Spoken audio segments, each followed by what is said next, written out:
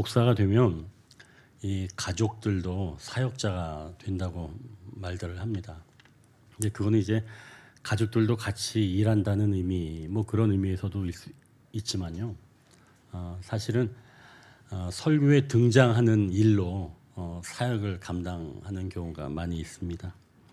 지난주에 저희 이제 큰 아들이 할머니에게 모니터를 이렇게 보여주면서 그 화면에서 웃는 얼굴을 찾아보라고 이렇게 할머니에게 건네줬습니다. 그 모니터 안에는 피부색도 다르고 나이가 다른 그런 한 20명 정도의 얼굴이 있었는데요. 그 중에서 2-3명 정도가 웃는 얼굴이었습니다. 그러니까 그 게임은 웃는 얼굴을 이렇게 선택해서 찾으면 그 다음으로 넘어가는 게임이었습니다. 근데 이렇게 웃는 얼굴 찾는 게 쉽지 않더라고요. 한 20명 중에서 2명을 찾는 건데, 2-3명을 찾는 건데 그게 만만한 일이 아니었습니다. 그러니까 저희 어머니도 열심히 그걸 찾고 계셨죠. 무표정하거나 찡그리거나 화가 난 얼굴들이 대부분 차지하고 있는데 그 중에서 한 2-3명 정도 웃는 얼굴, 엷은 미소를 띠면서 있는 거예요. 그러니까 구별하기가 쉽지 않은 거죠. 그래도 천천히 살펴보면 미소를 띤 사람을 찾을 수가 있었습니다. 이 찾고 나면 안도감이 오죠. 나도 웃는 얼굴을 볼 수 있다. 어머니도 이제 그걸 찾고 나서 아주 한방 미소를 지으셨어요. 저도 사실은 2 얼굴을 거기에서 찾았습니다.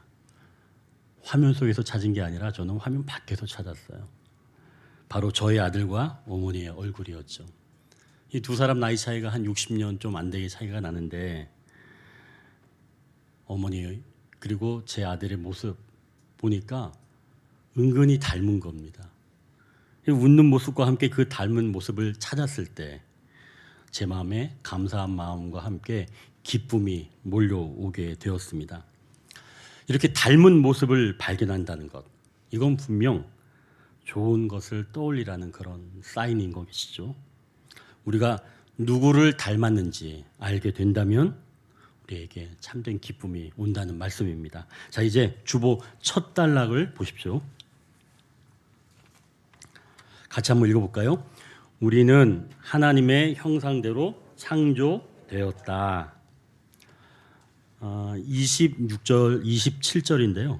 이것도 우리가 같이 한번 읽겠습니다. 하나님이 이르시되 우리의 형상을 따라 우리의 모양대로 우리가 사람을 만들고 그들로 바다의 물고기와 하늘의 새와 가축과 온 땅과 땅에 기는 모든 것을 다스리게 하자 하시고 하나님이 자기 형상 곧 하나님의 형상대로 사람을 창조하시되 남자와 여자를 창조하시고 창조하시고 여기까지. 자, 우리는 어떤 사람의 어떤 분의 형상대로 지어졌다고요? 하나님의 형상대로 지어진 사람입니다. 이 26절에서 지금 하나님의 형상을 따라 만들어졌다는 이 말씀은 겉으로 드러나는 외형적인 모습을 말씀합니다. 아니, 하나님은 보이지 않는 분인데 어떻게 외형의 형체가 있을 수 있겠어요? 라고 생각이 드시죠? 그것은 외모에서 풍기는 그런 존귀함 또 두려움 같은 것을 이야기합니다. 마태복음 17장 2절에서 보면 예수님께서 변화산에 올라가서 몸이 변형되실 때 이렇게 기록하고 있습니다. 그들 앞에서 변형되사 그 얼굴이 해같이 빛나며 옷이 빛과 같이 희어졌더라. 하나님께서 처음 사람을 지으셨을 때 이렇게 외모도 빛나게 하셔서 타인에게는 존귀한 자로 그리고 다른 짐승들에게는 두려운 대상으로 살아갈 수 있도록 해주셨다는 것이죠. 그러니까 창조의 원래의 인간의 모습은 이렇게 빛이 나는 존재였다는 겁니다. 물론 이후에 창세기 3장에 사람에게 죄가 들어오고 난 이후에는 서로의 모습을 부끄럽게 여겼지만 원래 하나님이 우리를 창조하실 때는 이렇게 외형상 존귀하고 두려움을 갖게 만드셨다는 것이죠. 그럼 하나님 닮은 것이 이렇게 외형적인 것만 그럴까요? 그렇지 않습니다. 여기서 지금 보면 우리의 형상을 따라 우리의 모양대로라고 하는 말씀이 26절에도 있죠. 여기에 이 모양은 사실은 그 내면적인 것들을 또 이야기합니다. 약한 자가 강한 자에게 당하고 있는 그런 모습을 보면 마음속에서 막 요동을 치잖아요. 또 좋은 것을 보면 감탄하고 칭찬하고 싶어집니다. 이렇게 하나님의 내면을 닮아서 우리의 심성은 풍성하게 이렇게 반응하게 되는 것이죠. 그때마다 하나님은 우리를 보시면서 닮은 모습들을 발견하시면서 기뻐하신다는 것이죠. 우리가 하나님의 형상을 닮았다는 것, 이것에서 우리가 두 가지 것을 기억하기를 원합니다. 첫 번째는 하나님께서 우리를 창조하실 때 다른 피조물들과 같은 방법으로 창조하시지 않은 거예요. 다른 방법인데요. 여기서는 어떤 소재를 이야기하는 것은 아니고요. 방법을 이야기하는 겁니다. 다른 동물 만드실 때는 그냥 흙으로 빚으셨어요. 2장 19절에 보면은 나오거든요. 그냥 흙으로 빚으셨습니다. 하지만 하나님은 사람을 만드실 때는 그렇게 하지 아니하시고 26절을 한번 보십시오. 다시 한번. 우리의 형상을 따라 우리의 모양대로 우리가 사람을 만들고, 그리고 마지막 부분 보니까 모든 것을 다스리게 하자라고 지금 말씀합니다. 그러니까 이 말씀은 하나님께서 사람을 만드실 때 성부 하나님, 성자 하나님, 성령 하나님께서 회의하시면서 만드셨다는 거예요. 그냥 만들어진 존재가 아닙니다. 동물들은 그냥 만들어져. 그러나 인간을 만들 때는 이렇게 삼위일체 하나님께서 회의하시면서 논의하시면서 만드셨다는 거죠. 어떻게 하면 하나님께서 만드신 모든 피조물을 다스릴 수 있는지 논의한 끝에 만든 사람이 바로 우리 인간, 사람이라는 것이죠. 그럼 여러분, 보통이에요? 엄청난 사람들이죠. 존귀한 사람들입니다. 이제 하나님의 형상을 닮았다는 것 두 번째 기억할 것인데요. 이 27절에 보니까 하나님께서 사람을 만드실 때 남자뿐만이 아니라 누구도 만들었다 그래요? 여자도 만들었다고 말씀합니다. 하나님의 사역을 감당하는데 혼자가 아니라 다른 사람을 만드셨다는 거죠. 즉 공동체를 이루게 하셨다는 겁니다. 사람은 혼자 살아갈 수 없다는 거죠. 공동체를 이루며 살아갑니다. 하나님이 허락하신 두 개의 공동체, 가정 공동체와 교회 공동체는 사람이 사람답게, 그리고 사람이 하나님의 뜻에 따라 살아갈 수 있게 만든 공동체라는 것이죠. 그래서 우리는 서로의 모습을 보고 하나님의 형상을 발견할 수 있으며, 또한 발견할 때 즐거워하며 함께 기쁨을 나눌 수 있다는 말씀이죠. 하나님의 형상을 간직한 삶은 서로 축복하며 서로를 위해 일하며 함께 기쁨을 나누는 모습입니다. 그래서 타인의 모습에서 하나님의 형상을 발견한다면 우리의 내면이 함께 기뻐할 수 있게 되는 것이죠. 서로의 모습에서 하나님의 형상을 발견하시기를 주님의 이름으로 축원합니다. 가정에서도 마찬가지죠. 가정에서도 가족의 모습을 보고 하나님의 형상을 발견해야 하는 줄 믿습니다. 내 아내나 내 남편이나 내 자녀들을 보고 또 내 부모님을 보고 그 안에서 하나님의 형상을 발견하는 것, 이것이 바로 오늘 이 설교 제목처럼 심히 좋은 날로 사는 삶 첫 번째 조건이라고 볼 수가 있습니다. 자, 그런데 만약 서로 모습에서 하나님의 형상이 아닌 죄가 지배하는 그런 형상을 보게 되면 어떻게 될까요? 창세기 27장에 이삭의 가정에서 이런 일이 일어났습니다. 이삭이 나이가 들어서 이제 자식을 축복할 때가 되었습니다. 근데 이삭은 에서를, 장남을 사랑했죠. 그래서 장남이 잘하는 사냥을 통해서 이 에서를 축복하기를 원했습니다. 그런데 이 이야기를 이 이삭의 아내 리브가가 엿들은 거예요. 그래서 자기가 사랑하는 둘째 아들 야곱에게 사실 이만저만하니까 우리가 그 복을 네가 받아야 되겠다라고 일을 꾸미게 됩니다. 결국 그래서 아버지 이삭의 복을 받은 사람은 장남 에서가 아니라 그 동생 야곱이 되었죠. 이 사실을 알게 된 에서가 동생을 죽여서 한을 풀어야 되겠다라고 했습니다. 결국 야곱은 이 에서를 피해서, 형을 피해서 외삼촌 집에 가서 20년 동안이나 하인으로 지내게 되었지요. 우리 안에 들어온 죄는 심하게는 이 가족도 일그러진 관계를 만들면서 심히 좋은 날로 살지 못하도록 만든다는 것입니다. 우리는 하나님의 형상으로 창조되었다는 사실을 잊지 않고 서로의 모습에서 하나님의 형상을 발견할 때 서로 심히 좋은 날로 살 수 있습니다. 이제 두 번째 단락을 보십시오. 같이 읽겠습니다. 하나님은 우리에게 먼저 복을 주셨다. 28절에서 30절까지 같이 읽겠습니다.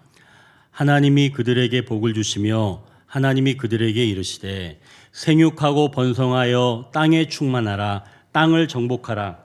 바다의 물고기와 하늘의 새와 땅에 움직이는 모든 생물을 다스리라 하시니라.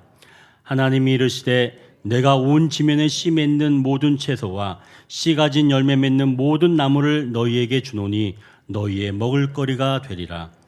또 땅의 모든 짐승과 하늘의 모든 새와 생명이 있어 땅에 기는 모든 것에게는 내가 모든 푸른 풀을 먹을거리로 주노라 하시니 그대로 되니라.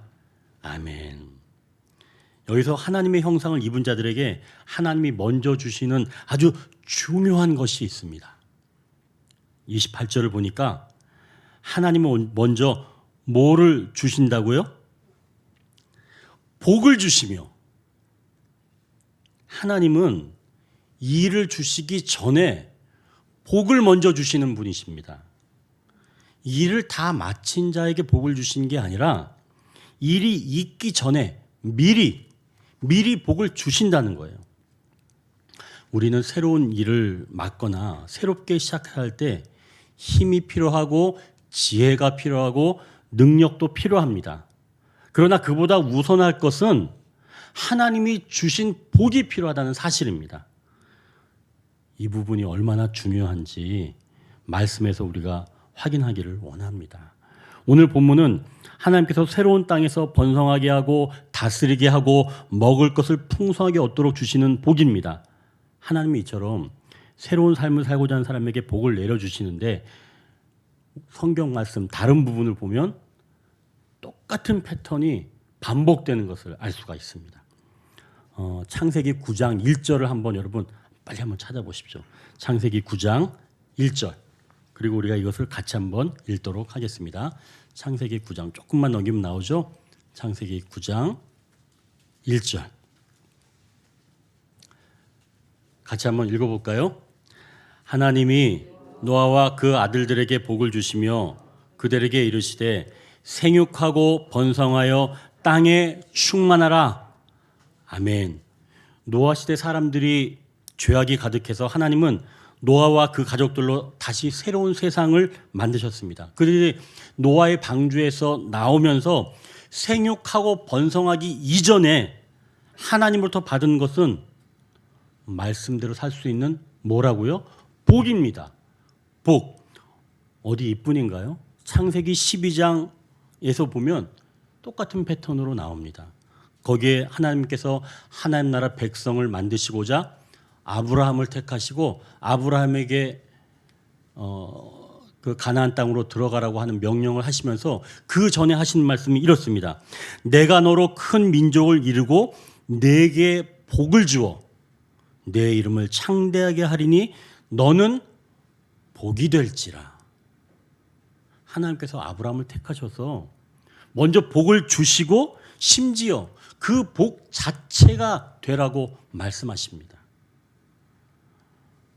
그러면 여기까지 보면 뭔가 하나님께서 새로운 세대를 열어가실 때 그 사람에게 복을 주시는 거구나 라고 생각할 수 있습니다. 아담에게 주셨죠. 노아에게 주셨죠. 아브라함에게 주셨죠. 새로운 세대를 열어가는 사람입니다. 그럼 새로운 세대를 열어가는 사람에게만 복을 주시나? 그렇게 생각할 수 있는데 그게 아닙니다. 아까 이 야곱이 자기 형 에서를 피해서 도망갔다고 이야기를 나눴잖아요. 그러고 나서 20년 동안 외삼촌 집에서 하인 생활을 하다가 이제 때가 되어서 고향으로 돌아가게 되는데 이 야곱이 고향으로 돌아가게 되면 분명히 자기 형 에서가 자기를 죽일 것 같아서 굉장히 두려웠죠. 그래서 이 야곱이 야복강에서 혼자 있을 때 하나님과 씨름한 내용이 나옵니다. 그때 어떤 결과와 함께 하나님께서 이 야곱에게 준 선물이 있습니다. 그 부분은 제가 읽어드릴게요. 그가 이르되, 여기서는 이제 이 하나님이십니다. 천사라고 할 수 있지만 하나님이에요. 그가 이르되 내 이름을 다시는 야곱이라 부를 것이 아니요 이스라엘이라 부를 것이니 이는 내가 하나님과 및 사람들과 겨루어 이겼음이니라. 야곱이 청하여 이르되 당신의 이름을 알려주소서. 그 사람이 이르되 어찌하여 내 이름을 묻느냐 하고 거기서 야곱에게 축복한지라. 아멘. 야곱이 씨름한 분의 그 이름을 물었더니 그 하나님께서 이름은 묻지 말고 그 대신 뭘 하셨다는 거예요? 야곱을 축복하셨다는 겁니다. 이것은 형이 받아야 할 그 장자의 복을 가로챈 야곱에게 용서하시는 하나님의 축복이요, 또 죄를 멀리하고 다시 새로운 관계로 나아갈 수 있게 하는 회복으로의 축복인 줄 믿습니다. 그럼 이제 우리는 일하기 이전에 하나님의 축복을 구하는 자로 살아가야 합니다. 우리가 심히 좋은 날로 사는 삶은 하나님의 축복을 구하는 삶입니다. 이것은 은사나 충성보다 앞서 있는 거예요. 여러분, 은사나 충성 중요하죠. 그러나 그보다 더 중요한 것은 하나님의 축복입니다. 우리는 내 손에 가진 것, 그것만 보고 결과를 얻으려고 하지요. 축복이 없는 삶은 당연합니다. 내가 지금 가지고 있는 것, 그것 안에서의 결과만 생각을 한다는 얘기죠. 그러나 그것은 만약에 그렇게 해서 결과를 얻게 되면 그게 내 결과이지 하나님의 결과인가요? 아니죠. 하나님이 일하셨다고 고백하기가 그러면 어렵습니다. 그러니 여러분, 내 손 안에 쥐고 있는 것만 보지 마시고 그것만을 통해서 결과를 얻으려 하지 마시고 하나님의 축복을 구해야 합니다. 그럼 하나님의 그 복을 구하면, 그 복이 임하면 어떤 일들이 일어날까요? 마태복음 14장 19절에 예수님께서 5,000명이나 되는 그 무리를 먹이시는데 어떻게 먹이시는지 한번 들어보십시오. 무리를 명하여 잔디 위에 앉히시고 떡 5개와 물고기 2마리를 가지사 하늘을 우러러 축사하시고 떡을 떼어 제자들에게 주시매 제자들이 무리에게 주니. 예수님은 손에 쥐고 계신 그 떡 5개 그리고 물고기 2마리를 쳐다보지 않으시고 오히려 그것을 들고 하나님의 복을 구하셨다는 사실입니다. 하나님의 복은, 이 축복은 내가 할 수 없는 것을 이루는 하나님의 방편인 것이죠. 그럼 어떻게 하면 하나님의 복을 받지 못할까요? 좀 전에 말씀드린 거지만 우리는 내가 가지고 있는 범위 내의 것들을 구합니다. 그 결과만 얻어도 은혜라고 이야기를 하지요. 물론 이것은 겸손이라고 볼 수 있습니다. 그리고 양심적이다라고 볼 수도 있어요. 그러나 이런 연약함이 때로는 하나님의 복을 막아버리는 연약함이 될 수 있다는 겁니다. 연약함도 두 가지가 있는 거예요. 양심적으로 생각하는 그런 연약함, 나는 별로 가진 게 없어라고 하는 그런 연약함이 오히려 하나님의 복을 임하는 것을 막는 것이 될 수 있다는 것이죠. 그럼 어떻게 하면, 어떤 연약함이 오히려 하나님의 복을 구하는, 하나님의 복을 받는 연약함이 될 수 있을까요?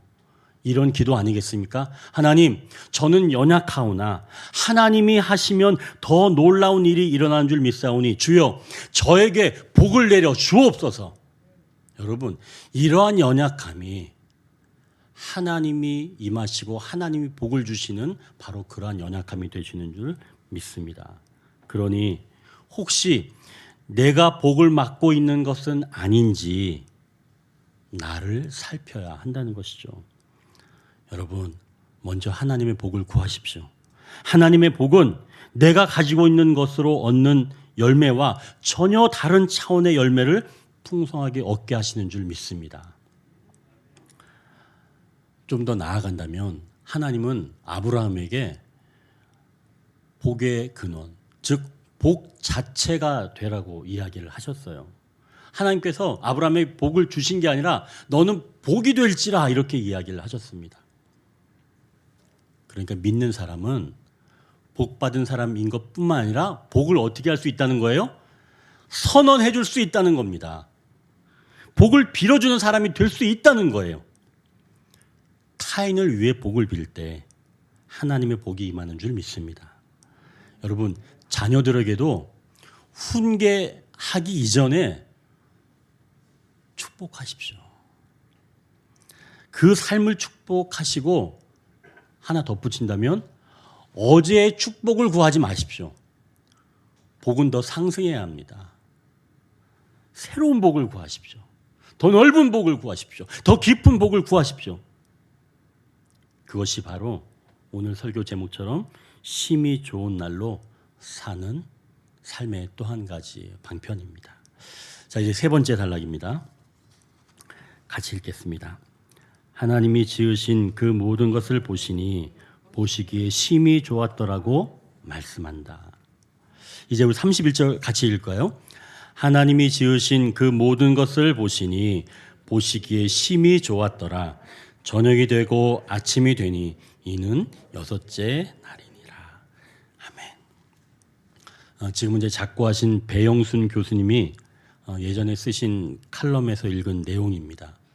이 교수님이 예전의 영화, 그러니까 지금 나온 그 영화 말고 예전에 영화 그 아바타라고 하는 영화, 지금 이제 아바타 2잖아요. 근데 예전에 거의 한 20년 전에 나왔나요? 꽤 오래전에 나왔죠. 그때 그 영화를 보고 쓰신 칼럼인데 한번 들어보십시오. 영화 아바타에 나오는 나비족의 인사 I see you는 나는 너를 봅니다 라는 말입니다. 간단한 말이지만 그 의미는 결코 간단한 것이 아니다.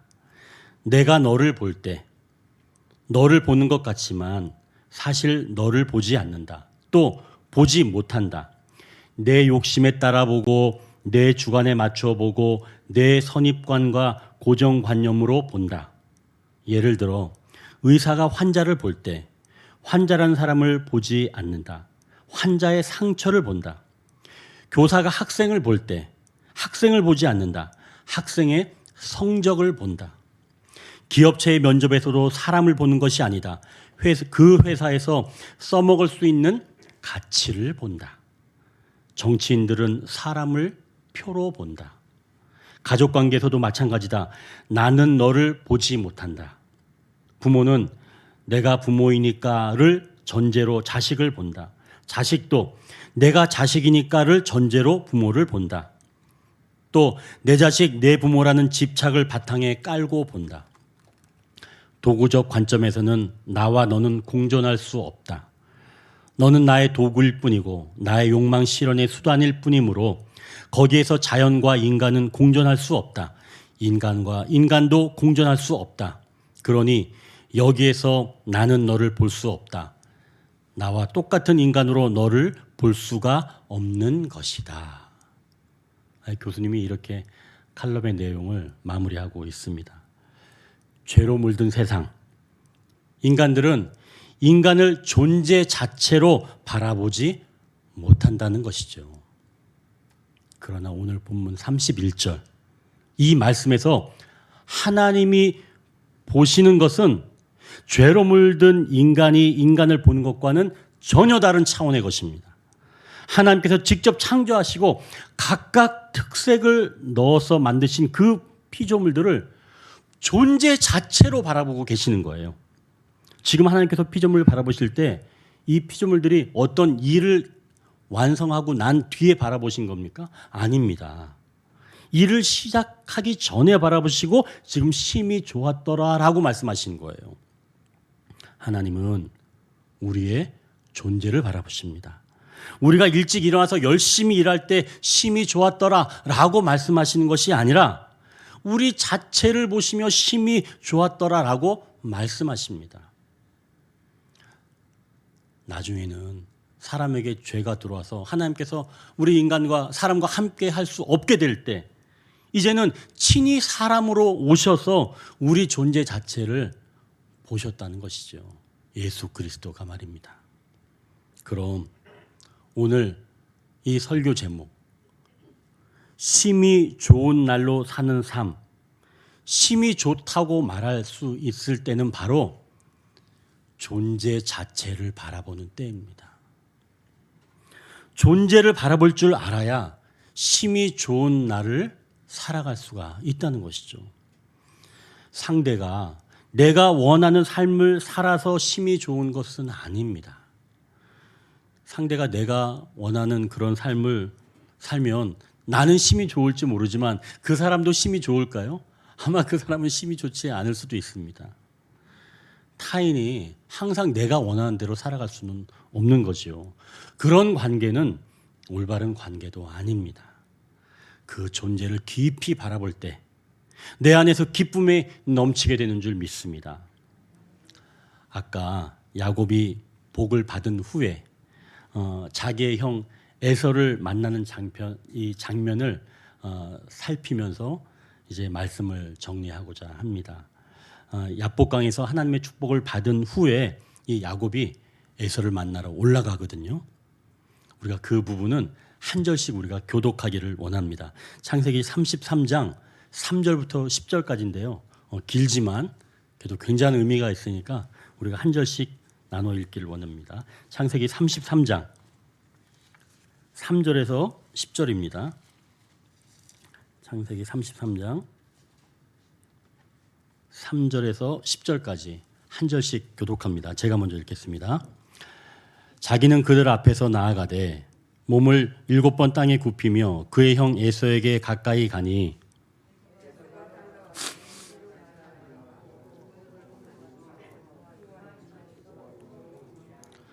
에서가 눈을 들어 여인들과 자식들을 보고 묻되 너와 함께한 이들은 누구냐? 야곱이 이르되 하나님이 주의 종에게 은혜로 주신 자식들이니이다.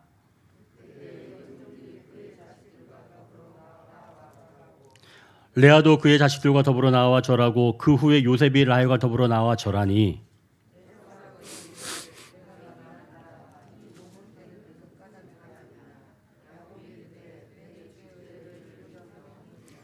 에서가 이르되 내 동생아 내게 있는 것이 족하니 내 소유는 내게 두라.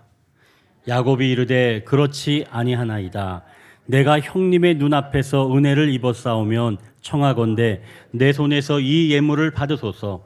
내가 형님의 얼굴을 배운즉 하나님의 얼굴을 본 것 같사오며 형님도 나를 기뻐하심이니이다. 아멘. 여러분, 야곱이 하나님께 복을 받고 난 후 드디어 형 에서의 모습에서 하나님의 얼굴, 하나님의 형상을 발견했습니다. 이 말은 그냥 위기를 모면하라고 야곱이 꾸며낸 말이 아닙니다. 그 존재 자체를 볼 수 있게 된 것이죠. 그러면 해결됩니다. 틀어진 인간 관계도 존재 자체를 바라보게 되면 해결되는 줄 믿습니다. 어긋나 있는 모든 것들이 바로 잡히는 줄 믿습니다. 우리 언덕의 성도님들도 타인의 존재 자체를 바라볼 수 있기를 주님의 이름으로 축원합니다. 그게 우리 가족이 살고 내 공동체가 살며 더 나아가서는 내가 살아나는 길입니다. 저도 이 설교를 준비하면서 거실에 모이는 가족들을 한 사람 한 사람 살펴봤습니다. 정말 하나님의 형상이 보였습니다. 무엇을 해내는 가족이 아니라 존재 자체를 보게 되었습니다. 얼마나 감사함이 밀려오는지 그날이 저에게 심히 기쁜 날이 되었습니다. 말씀을 정리합니다. 우리는 하나님의 형상대로 창조되었습니다. 삼위일체 하나님께서 깊은 회의를 거쳐서 우리를 존귀한 자로 또 위엄 있는 자로 우리를 창조해 주셨습니다. 하나님은 우리에게 이 일을 맡기시기 전에 먼저 복을 주셨습니다. 그래서 우리는 무엇을 하기 이전에 먼저 복을 구하는 자들입니다. 더 나아가서 복을 구할 뿐만이 아니라 복을 빌어주는 자가 되었습니다.